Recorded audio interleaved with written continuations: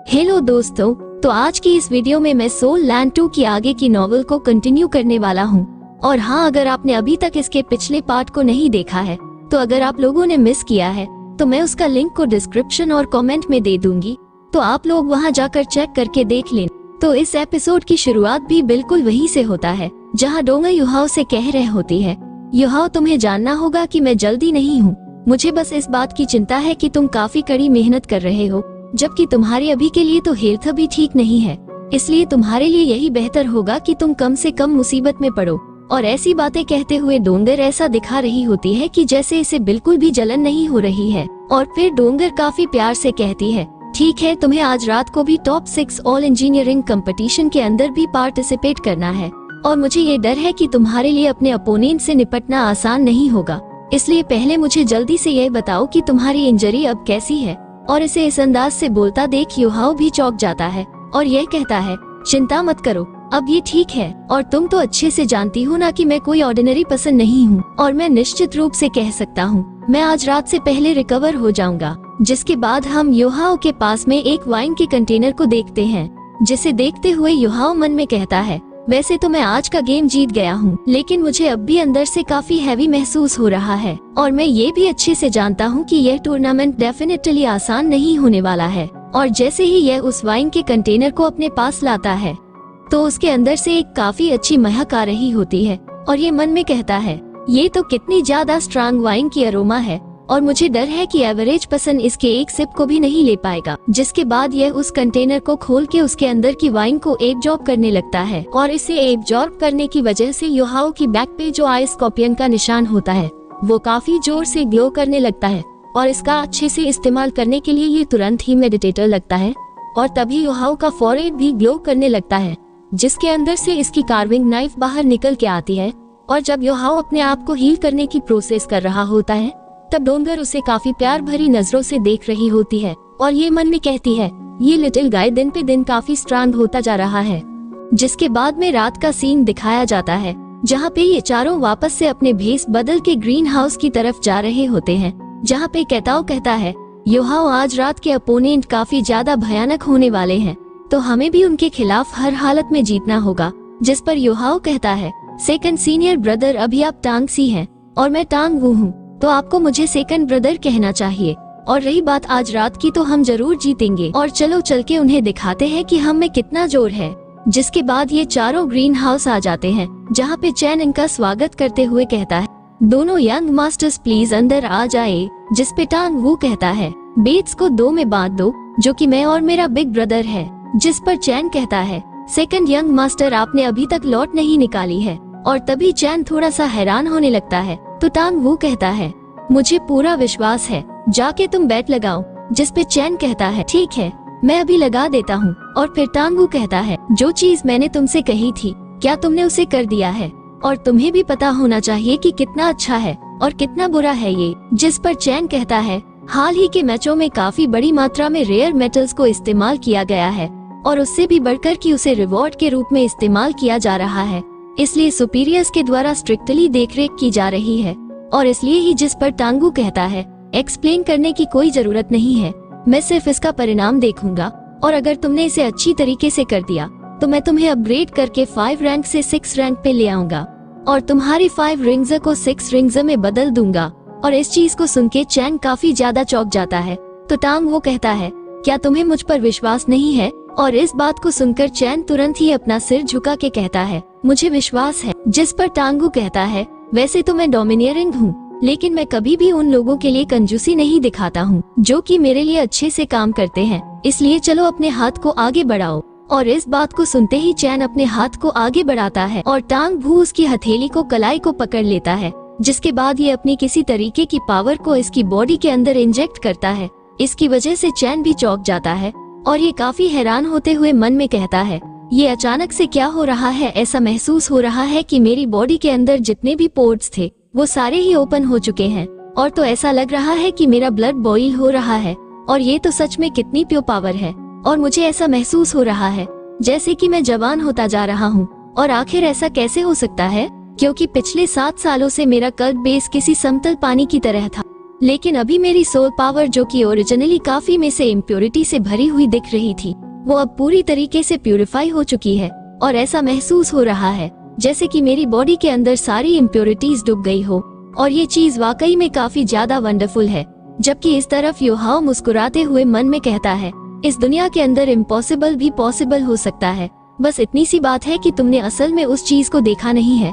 और योहाओ के ऐसा करने से चैन काफी खुश हो जाता है और कहता है, ठीक है, मैं समझ गया। जिस पर टांग वो कहता है, ठीक है, हमें अंदर ले चलो और जो मैंने तुमसे कहा है उसे जल्द से जल्द तुम कर देना। और अगर न्यूज लीक होती है तो तुम्हें किसी भी तरीके का फायदा नहीं होगा। जिस पे चैन कहता है, हाँ, मैं डेफिनेटली इस चीज को सीक्रेट ही रखूंगा।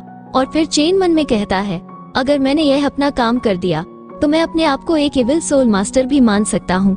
और अगर ऐसी बात है तो एक सोल सेज बनना सिर्फ एक सपना नहीं रह जाएगा। और फिर चैन कहता है, आज के कंपटीशन के जो रूल है वो ये है कि हर एक कंपटीटर को 5 आवर्स दिए जाए एक सोल टूल को क्रिएट करने के लिए, जो कि कल अर्ली मॉर्निंग से शुरू हो जाएगा। और जो क्वांटिटी है वो अनलिमिटेड है और किसी भी दूसरे सोल टूल को इस्तेमाल करने की इजाजत नहीं है जिसे कंपटीशन के दौरान नहीं बनाया गया हो। और बस इसके अलावा कोई भी रिस्ट्रिक्शन नहीं है। और इन 3 ग्रुप्स के 9 कंपटीटर्स के बीच में सिर्फ एक ही चैंपियन होगा। और ऐसा कहा जा रहा है कि चैंपियन को एक लेवल 9 का सोल टूल दिया जाएगा रिवर में। और लेवल 9 का सुन के योहाओ मन में कहता है, ये तो एक स्ट्रेटजी वेपन है।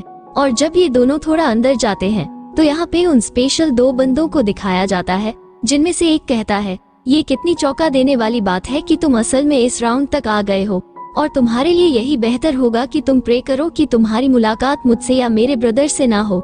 जिस पर योहाओ कहता है, ये बताना काफी मुश्किल है कि फाइनल विनर कौन होगा और मैं 10 मिलियन गोल्ड सोल कॉइन्स की बैट लगाता हूँ कि मैं ही जीतूंगा। क्या तुम में बैट लगाने की हिम्मत है? और 10 मिलियन को सुन के ये बंदा भी चौंक जाता है और यह कहता है, तुम तो काफी पैसा उड़ाने वाले रही ज्यादा लगते हो, लेकिन तुम्हारे लिए यही बेहतर होगा कि तुम प्रे करो कि फाइनल में तुम्हारी बैटल हमारे खिलाफ ना हो। और योहाओ को ऐसा करता देख वांग डोंग मन में कहती है, ना जाने ये छोटा सा बदमाश आखिर किस तरीके का इविल प्लान बना रहा है और पक्का ये किसी ना किसी तरीके से इन दोनों बंदों को फंसाने की कोशिश कर रहा है। और फिर हमें स्टेडियम का सीन दिखाया जाता है जहाँ पे इन सभी का कंपटीशन होना होता है, जहाँ पे एक बंदा कहता है, आप सभी लोगों का यहाँ पे स्वागत है और आज मैं इस गेम का रेफरी हूँ और आप सभी मुझे एजेंट कह के बुला सकते हैं और आज के इस गेम की कमेंट्री के लिए मैं ही जिम्मेदार हूँगा।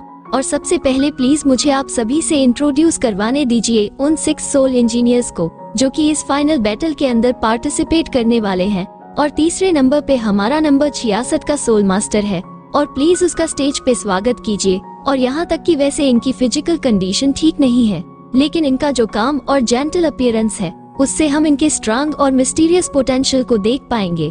और जो चौथा सोल मास्टर है वो नंबर 88 है और यह एक ऐसा वॉरियर जो कि हमेशा अपने मास्क को पहने रखता है। और मैं ये सच में जानना चाहता हूँ कि यह कभी भी क्यों अपने मास्क को नहीं उतारता है। शायद यह एम्पायर का कोई जाना माना सोल मास्टर हो या फिर सोल इंजीनियर हो जिसे हम जानते हो। और जो नेक्स्ट सोल मास्टर है वो नंबर 88 है, जिसने बस एक ही बारी में अपनी स्ट्रेंथ से हम सभी को इम्प्रेस कर दिया था और हमने अनुमान लगाया है कि उसकी एबिलिटी कहीं 5th और 6th रैंक के बीच में स्टैंड करती है। और चलो अब मुझे आज के लॉटरी क्रिस्टल को शुरू करने दो। और फिर ये स्पिन घुमाने लगता है और इससे डिसाइड होता है कि फर्स्ट अरीना में नंबर 37 और नंबर 96 है, जबकि दूसरे अरीना में नंबर 85 वर्सेस नंबर 88 होगा और सबसे लास्ट थर्ड एरिना में नंबर 66 वर्सेस 98 होगा। और इस चीज को सुनते ही नंबर 66 योहाओ को देखने लगता है तो योहाओ भी इसे देख के मुस्कुराने लगता है। तो ये नंबर 66 इस चीज से थोड़ा चौंक जाता है और मन में कहता है, आखिर इस बंदे की ट्रेनिंग क्या है। और यहाँ तक कि एक मोमेंट के लिए भी मेरे नजरों के सामने से ओझल होने की भी कोशिश मत करना। और क्या ये बंदा अब डर गया है? जिसके बाद ये लॉटरी वाला सिस्टम खत्म हो जाता है और सभी लोग आधे घंटे बाद से अपनी अपनी बेट्स लगा सकते हैं। और फिर ये योहाओ से कहता है, लड़के तुम तो गए और यह बस एक लौता चांस है जिसके दम पे तुम अभी सरवाइव कर सकते हो और भगवान तुम्हारे हर एक मूव को देख रहा है, इसलिए उन्होंने तुम्हें मेरे खिलाफ लाके तुम्हें सजा दी है तुम्हारे एरोगेस के लिए। और इस चीज को सुन के योहाओ नौटंकी करते हुए कहता है, क्या मैं उसके जितना एरोगेंट हूँ? जिसके बाद योहाओ कहता है, नंबर 98 क्या तुम श्योर हो कि तुम मुझे हरा सकते हो? जिस पे 98 कहता है, हाँ बिल्कुल, ऐसा कोई सा भी तरीका नहीं है कि मैं तुम जैसे एक नूब से हार जाऊँ। जिस पे योहाओ कहता है, तो फिर क्या तुम मेरे साथ बेट लगाना चाहोगे? और ओरिजिनली यह गेम भी तो बैटिंग की खातिर ही हो रहा है। जिस ये लड़का कहता है, लड़के क्या तुम्हें सच में अब भी हिम्मत है मेरे साथ बैट लगाने की? और आखिर ये बैट किस चीज की है? जिस पर योहाओ कहता है, कैसा रहेगा अगर यह बैट तुम्हारे ग्रेवर पे रखी जाए, जिससे कि अगर तुम हारते हो तो तुम्हारी ग्रेवर मेरी हो जाएगी। जिस पर यह बंदा कहता है, ओ तो तुम मेरी ग्रेवर को चाहते हो? और यह मन में कहता है, ये बंदा जरा सा भी चिंता में नहीं दिख रहा है, और तो और बिल्कुल भी प्रिटेंड करते हुए भी नहीं दिख रहा है। और फिर ये कहता है, लेकिन तुम्हारी बैट क्या है? और जब तक कि तुम्हारे पास एक रैंक का ग्रेवर नहीं होती है, तब तक तुम मेरे साथ बैट लगाने के लिए भी क्वालिफाइड नहीं हो। जिस पर योहाओ कहता है, मेरे पास कोई भी रैंक का ग्रेवर नहीं है, हालांकि मेरे पास एक सोल टूल है, क्या तुम उसे देखना चाहोगे? बिग ब्रदर चलो इसे भी उसे देखने दो। और इस चीज को सुनते ही टांग सीयू इस बंदे को उस सोल टूल को दिखाने लगता है, और इस सोल टूल को देख के ये बंदा चौंक हुए कहता है, ये तो माइक्रो कोर फॉर्मेशन है। जिसके बाद यह इस बारे में सोचते हुए मन में कहता है, वैसे तो मैंने इसे बस थोड़ी देर के लिए ही देखा, और इतनी सी देर में मैं कम से कम 5 माइक्रो कोर फॉर्मेशन को देखा, और उससे भी बढ़कर कि ये देखने से एक्सट्रीमली कॉम्प्लिकेटेड डिजाइन दिख रहा था, और यह किसी तरीके का मामूली सोल टूल नहीं लग रहा है। और फिर यह काफी ज्यादा खुश होते हुए मन में कहता है, ये तो कम से कम 8 रैंक या फिर उससे हाई का सोल टूल होगा। लेकिन तभी यह वापस से सीरियस होते हुए कहता है, लेकिन यह एक ट्रैप भी तो हो सकता है कि यह बस ऐसा दिखावा कर रहा हो और असल में तैयार और मुझे ललचा के मेरी रैंक का ग्रेवर को जीतने के लिए। चलो छोड़ो, मैं वैसे भी इस जैसी रिस्की बैट के अंदर उलझ नहीं सकता हूँ, यहाँ तक कि वो भी तब जब मेरा इससे फ्यूचर इफेक्ट होता हो, और सिर्फ हारना ही ज्यादा बेहतर रहेगा एक रैंक का ग्रेवर को हारने से ज्यादा, क्योंकि यहाँ तक कि ये ग्रेवर मेरी जिंदगी से भी कहीं ज्यादा वैल्यूएबल है। और इसी के साथ हमारा एपिसोड यहीं पर एंड हो जाता है। यदि अगर आप लोगों को वीडियो थोड़ा सा भी अच्छा लगा हो, लाइक शेयर सब्सक्राइब दबा के करना, और हाँ कमेंट करके बताना कि वीडियो कैसे लगा। अच्छा लगा हो, इंतजार करना। मिलते हैं अगले वीडियो में।